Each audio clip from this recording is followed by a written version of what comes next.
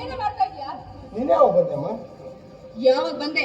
ನೀವಿಬ್ರು ಹಾಡಿ ಕುಣಿದು ಕುಪ್ಪಳಿಸ್ತಿದ್ರಲ್ಲ ಹಾಗೆ ಬಂದೆ. ಏನೇ ನಿನಗೆ ನಾನು ಏನಂತ ಹೇಳಿದೆ? ದೇವಸ್ಥಾನಕ್ಕೆ ಹೋಗ್ಬೇಕು, ಬೇಗ ಬಂದ್ಬಿಡು ಅಂತ ಹೇಳಿದೆ ತಾನೆ. ಆದ್ರೆ ನೀನೇನೆ ಮಾಡ್ಕೊಂಡು ಇಲ್ಲಿ ಸರ್ಸ ಸಲ್ಲಾಪ ಅನ್ಕೊಂಡು ಆಡ್ತಾ ಇದೆಯಲ್ಲ. ಅತ್ತೆ ಹೇಳಿರೋ ಮಾತು ಸ್ವಲ್ಪನೂ ನೆನಪಿಲ್ವಾ ನಿನ್ಗೆ? ಇಲ್ಲ ಅತ್ತೆ, ನಾನು ಬೇಗ ಬರ್ಬೇಕಂತ ಮಾಡ್ಕೊಂಡಿದ್ದೆ. ಆದ್ರೆ ಅವರು ನನ್ನನ್ನ ಬಂಧಿಸ್ಕೊಂಡು ನಿಂತಿದ್ರು ಅತ್ತೆ, ಹಾಗಾಗಿ ಬರೋದು ಸ್ವಲ್ಪ ತಡ ಆಯ್ತು. ಬೇಗ ಹೋಗಿ ದೇವ್ರ ಮನೆಯಲ್ಲಿ ಅಭಿಷೇಕಕ್ಕೆ ಏನೇನ್ ಬೇಕೋ ಅದನ್ನೆಲ್ಲ ಹೋಗಿ ತಗೊಂಡ್ ಬಾ. ನಡಿ. ಅವಳು ಹೊಸದಾಗಿ ಮದುವೆಯಾಗಿ ಬಂದಿದ್ದಾಳೆ, ದೇವಸ್ಥಾನ ಎಲ್ಲ ಅಂತ ಗೊತ್ತಿಲ್ಲ, ನಾನೇ ಹೋಗ್ಕೊಂಡು ಕರ್ಕೊಂಡು ಹೋಗ್ತೀನಿ. ಮುಚ್ಚ ಬಾಯಿನ ಸಾಕು. ಇವನು ಹೊಸದಾಗಿ ಮದುವೆ ಆಗಿದಾನಂತೆ, ಹೋಗಿ ಕರ್ಕೊಂಡ್ ಬರ್ತಾನಂತೆ, ಎಲ್ಲ ತೋರಿಸ್ತಾನಂತೆ. ನೋಡು, ಮದುವೆ ಆಗಿದ್ರು ಎಲ್ಲೆಲ್ಲಿ ಏನೇನಿದೆ ಏನೇನ್ ಮಾಡ್ಬೇಕು ಅಂತ ನಾನು ಈಗಾಗ್ಲೇ ತಿಳಿಸ್ಕೊಟ್ಟಿದ್ದೀನಿ. ಏಯ್, ನಿನ್ಗೆ ಹೇಳ್ತಾ ಇರೋದು, ಹೋಗಿ ತಗೊಂಡ್ ಬಾ. ಮಕ್ಕಳಿರೋರೆಲ್ಲ ಬಂದಿದ್ದಾರಂತೆ, ಯಾರಾದ್ರೂ ನೋಡು, ಅಧಿಕ ಪ್ರಸಂಗ ಮಾಡಬೇಡ. ಮದ್ವೆ ಆಗಿರ್ಬೋದು, ಆದ್ರೆ ಅವಳಿಗೆ ಹೇಳಿರೋದೆಲ್ಲ ಅವಳಿಗೆ ನೆನಪಿದೆ. ನಿನ್ಗೆ ಹೇಳ್ತಾ ಇರೋದು, ಹೋಗೆ. ಏಯ್, ಹೋಗು ಅಂದೆ. ಓಹೋ, ನಾನು ಹೇಳೋ ಮಾತಿಗಿಂತ ನಿನ್ನ ಗಂಡ ಹೇಳೋ ಮಾತು ಹೆಚ್ಚನೆ. ನಿನ್ಗೆ ಹೇಳ್ತಾ ಇರೋದು, ನಡಿ.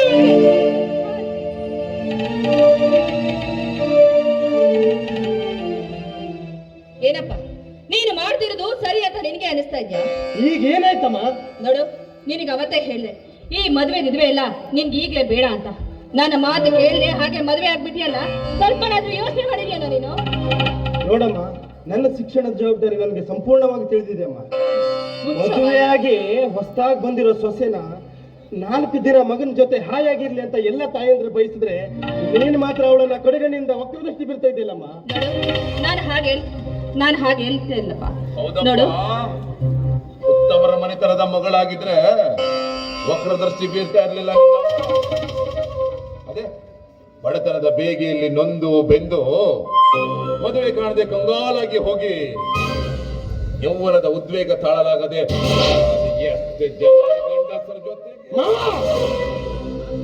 ಯಾರ ಮುಂದೆ ಏನ್ ಮಾತಾಡ್ತಿರುವನೇ ಎಚ್ಚರ ಇರ್ಲಿ. ತುತ್ತು ಹಾಕಿದರ ಮನೆಗೆ ಮಾತನಾಡದೆ, ಮನೆ ಮಾಲಕಿನ ಮಡದಿಯ ಬಗ್ಗೆ ಅವ್ಯಾಚ್ಯ ಶಬ್ದದಿಂದ ಮಾತಾಡಿದ್ರೆ ಪರಿಸ್ಥಿತಿ ಗಂಭೀರವಾಗಿತ್ತು. ಜೋಕೆ ಯಾರ ಜೊತೆ ಮಾತಾಡ್ತಿದ್ಯಾ ಅನ್ನೋದನ್ನ ನೆನ್ಪಿನಲ್ಲಿ ಇಟ್ಕೊಂಡು ಮಾತಾಡ್ತಿದ್ದೆ. ನೋಡು, ನನ್ನ ಅಣ್ಣ ಎಂತವ್ರು ಅಂತ ನನಗೆ ಚೆನ್ನಾಗಿ ಗೊತ್ತಿದೆ. ಅವ್ರು ಏನೇ ಮಾತಾಡಿದ್ರು ಅದರಲ್ಲಿ ಒಳ್ಳೆತನ ಅನ್ನೋದಿರುತ್ತೆ. ಅದನ್ನ ಅರ್ಥಕೊಂಡು ತಿದ್ಕೊಂಡು ಬುದ್ಧಿ ಕಲಿಬೇಕಾಗಿರೋದು ನೀನು. ಅದನ್ನ ಬಿಟ್ಟು ಅವ್ರಿಗೇನೆ ಕೈ ಮಾಡಿ ಮಾತಾಡ್ತೀಯಲ್ಲ, ಎಷ್ಟು ಸೊಕ್ಕು ನಿನಗೆ. ನೋಡು, ಇಷ್ಟಕ್ಕೆಲ್ಲ ಕಾರಣ ನನ್ನ ಗಂಡ ನನ್ನನ್ನ ಬಿಟ್ಟು ಹೋಗ್ಬೇಕಾದ್ರೆ ನಾನು ಎಷ್ಟು ಪಶ್ಚಾತ್ತಾಪ ಪಟ್ಟಿದ್ದೀನಿ, ಎಷ್ಟು ನೊಂದಿದ್ದೀನಿ ಗೊತ್ತೇನು? ಅದಕ್ಕೆಲ್ಲ ಸಮಾಧಾನ ಮಾಡಿ ನನ್ನನ್ನ ಈ ಮಟ್ಟಕ್ಕೆ ತಂದಿರೋದು ನನ್ನ ಅಣ್ಣ. ಹೀಗಿರ್ಬೇಕಾದ್ರೆ ನಿಮ್ಮನ್ನ ಸಾಕೋದಕ್ಕೂ ಕೂಡ ಒಂದೊಂದು ಕ್ಷಣಕ್ಕೂ ಸಹಾಯ ಮಾಡಿರೋದು ನನ್ನ ಅಣ್ಣ. ಆದ್ಮೇಲೆ ಅವ್ರಿಗೆ ಕೈ ಮಾಡಿ ಈ ರೀತಿ ಮಾತಾಡೋದಕ್ಕೆ ನಾಚಿಕೆ ಆಗೋದಿಲ್ಲ. ಸಮಾಧಾನ ಮಾಡಕ್ಕೆ ಬಂದವರಿಗೆ ಮನೆ ಮುರುಕತನದ ಕೆಲಸ ಮಾಡಬೇಡ ಅಂತ ಹೇಳಮ್ಮ. ಕಂಡದಂತ ಹೇಳಿದ್ರೆ ಕಂಡದಂತ ಕೋಪ ಬರುತ್ತಂತೆ. ಶಕುಂತಲ, ಹೆಂಡತಿಯ ಮಾತು ಕೇಳೋ ಇವನಿಗೆ ನಮ್ಮ ಮಾತೆಲ್ಲ ಕಿವಿಗೆ ಹೋಗಬೇಕು. ನೋಡು ಸೋಮಶೇಖರ, ಒಂದು ಮಾತು ಹೇಳ್ತೀನಿ. ನೀನು ಮದುವೆ ಹಾಕೊಂಡು ಬಂದಿದೆಯಲ್ಲ ಹೆಣ್ಣು, ಅದೇ ಹೆಣ್ಣಿನಿಂದ ನಂದನವನ ನಿಂತಿರುವ ಈ ನಿನ್ನ ಮನೆ ನಾಯಿ ನೆನಪಿರಲಿ. ಅರ್ಥವಾಯ್ತೇನೋ? ನೋಡು, ಮದುವೆ ಮಾಡ್ಕೊಂಡು ಬರೋದು ಮುಖ್ಯವಲ್ಲ. ಅಲ್ಲ ಕಣ, ಮದುವೆ ಆಗೋಕ್ಕಿಂತ ಮುಂಚೆ ನಮ್ಮ ಮನೆಯಲ್ಲಿ ಒಬ್ಳು ತಾಯಿ ಇದ್ದಾಳೆ ಅನ್ನೋದನ್ನ ಕೂಡ ಯೋಚನೆ ಮಾಡದೆ ಹಿರಿಯ ಕಿರಿಯವ್ರ ಜೊತೆ ಮದುವೆ ಆಗ್ತೀನಿ ಅಂತ ಒಂದು ಮಾತು ಹೇಳಿ ತಿಳಿಸಿ ಮದುವೆ ಮಾಡ್ಕೋಬೇಕು ಅನ್ನೋದು ಯಾಕೋ ನಿನಗೆ ಬರ್ಲಿಲ್ಲ. ನಿನ್ನಿಷ್ಟೊತ್ತಿಗೆ ಇಷ್ಟಪಟ್ಟಂತೆ ಹೋಗಿ ನಿನ್ನ ಪಾಡಿಗೆ ಮದುವೆ ಮಾಡ್ಕೊಂಡು ಬಂದಿದ್ಯಲ್ಲ, ಎಷ್ಟು ಸೊಕ್ಕು ಅಂತೀನಿ ನನಗೆ. ಈ ಮನೆಯಲ್ಲಿ ಯಾರು ಹಿರಿಯರು ಯಾರು ಕಿರಿಯರು ಎಂಬುದು ನಮ್ಗೆ ಸಂಪೂರ್ಣವಾಗಿ ತಿಳಿದಿದೆ ಅಮ್ಮ.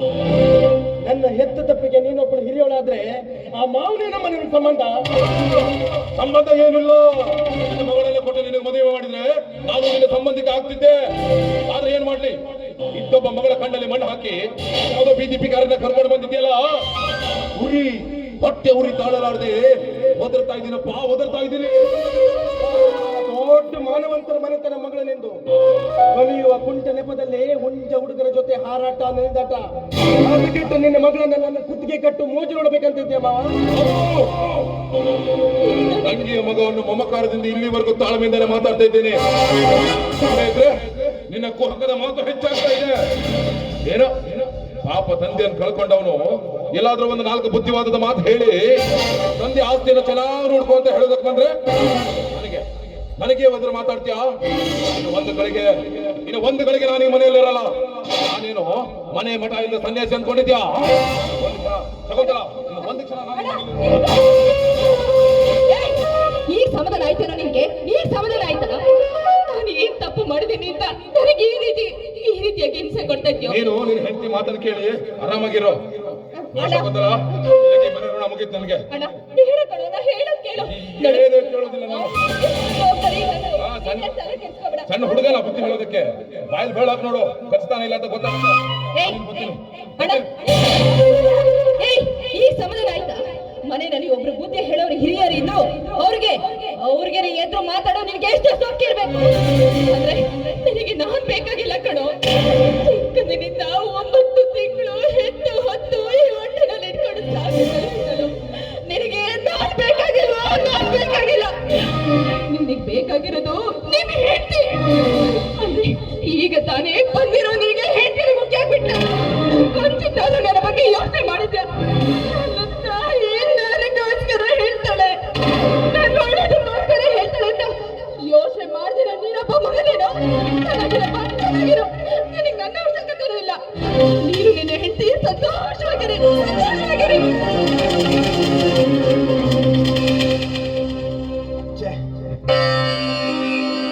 ನನ್ನ ತಂದೆ ಬದುಕಿದ್ದಾಗ ನಂದನವನದಂತಿರುವ ಈ ಮನೆ ಇವತ್ತು ಕುರುಕ್ಷೇತ್ರದ ಯುದ್ಧ ಭೂಮಿ ಅಂತಾಗಿದೆ. ತಂದೆ ತೀರಿದ ಬಳಿಕ ನನ್ನ ತಾಯಿ, ವಿಧವೆಯಾದ ನನ್ನ ತಾಯಿ ಮಗನ ಮುಂದಿನ ಭವಿಷ್ಯ ಬಗ್ಗೆ ವಿಚಾರಿಸದೆ ನನ್ನ ಅಣ್ಣನ ಮಾತಿಗೆ ಕಿವಿ ಕೊಟ್ಟು ಸದಾ ಕೆಂಡ ಕಾರ್ತಾ ಇದ್ದಾಳೆ. ಇಷ್ಟು ಬೇಗ ಮದುವೆಯಾಗಿ ಶಾರದಾಗೆ ನಾನು ಕುತ್ತು ತಂದೇನೋ. ನಾನೇನಾದ್ರೂ ಬೆಂಗಳೂರಿಗೆ 3-4 ತಿಂಗಳ ಪರೀಕ್ಷೆಗೆ ಹೋದ್ರೆ ಶಾರದಾ ಗತಿ 3-4 ತಿಂಗಳ ಬರುವ ಕಷ್ಟನ ಶಾರದಾ ಏನ್ ಮಾಡ್ಬೋದು? ಖಂಡಿತ ಹೋಗುವಾಗ ಸಾಕಷ್ಟು ಧೈರ್ಯ ಹೇಳಿ ಹೋದ್ರೆ